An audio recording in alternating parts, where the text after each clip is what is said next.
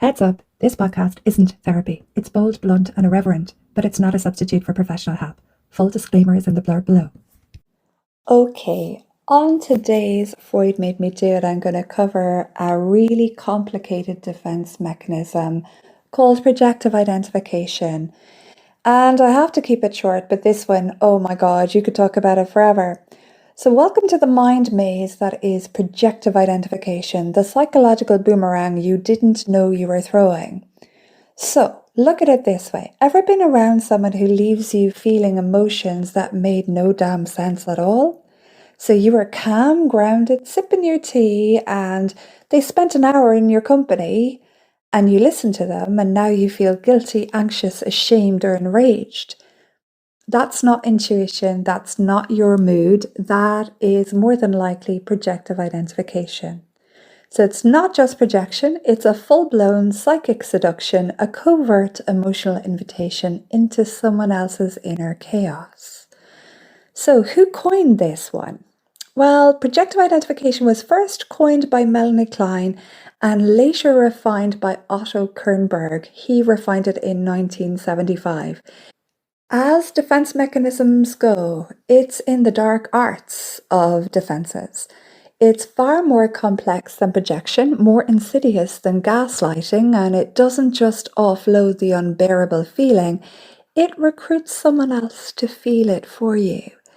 It was originally observed in infants and mothers, where the baby can't yet regulate their emotions, so they push the bad feeling into the caregiver, who then holds, mirrors, and detoxifies it. In healthy development, this is completely necessary, especially for babies, but in adult relationships, well, you guessed it, it gets toxic and quite fast. So there are three common forms of this, and I'm going to give you the definitions that are paraphrased according to Kernberg. So you have massive projection and distortion. So this is where you see the world through the cracked lens of your own unresolved history.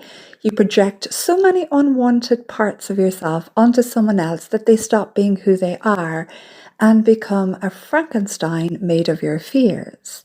Then we have emotional contagion. So you stimulate in someone else the very effect, which is our word for emotion, that you can't bear. You don't say you're sad or anxious. You act in a way that makes others feel sad or anxious around you. And then finally, we have emotional induction and identification. So you induce in someone the feelings you once felt in the presence of someone cruel, and then you become that cruel figure to them. See, I said it was the dark arts of defenses. Really, really dark. So in this instance, you're reversing the roles. You unconsciously say, feel what I felt, then I'll do to you what they did to me. It's emotional time travel with quite a punch, and it's really wounding, very destructive, and as I said previously, very dark. Okay, I'm going to run through some examples here, but bear in mind, as I said previously, this is a very, very hard defense mechanism to explain, right? So I'm going to go through a few examples. So the first one, take a woman, she's terrified of being seen as needy. So she then constantly withdraws and acts quite cool. Then you chase, you feel needy, and then she calls you clingy. So she's ashamed of being angry, so she acts like a victim. Now you feel frustrated and aggressive, and she says, why are you being so mean to me? I told you this was complex, okay? But bear with me. So I'm going to give you another example. Take a guy. He feels emotionally weak but cannot bear it. So he criticizes your vulnerability. And now you feel really pathetic. You feel very emotional, maybe a bit clingy. And he turns around and says, well, you're too sensitive. So he grew up terrified of his mother's moods. So he becomes very cold and unpredictable. Now you feel anxious and you're walking on eggshells. And he says, well, why are you so on edge all the time?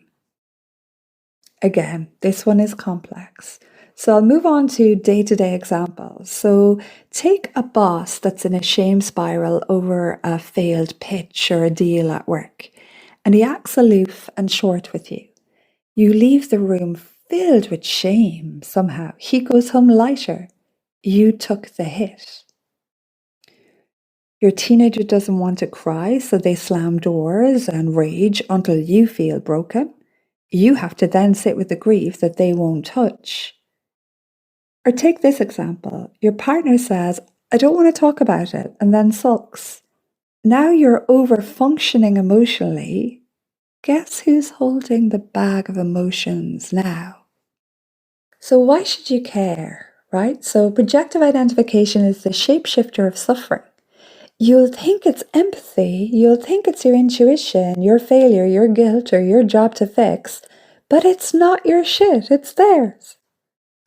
And if you don't spot it, you'll spend years acting out someone else's unprocessed emotions while abandoning your own. So how to catch it and change it?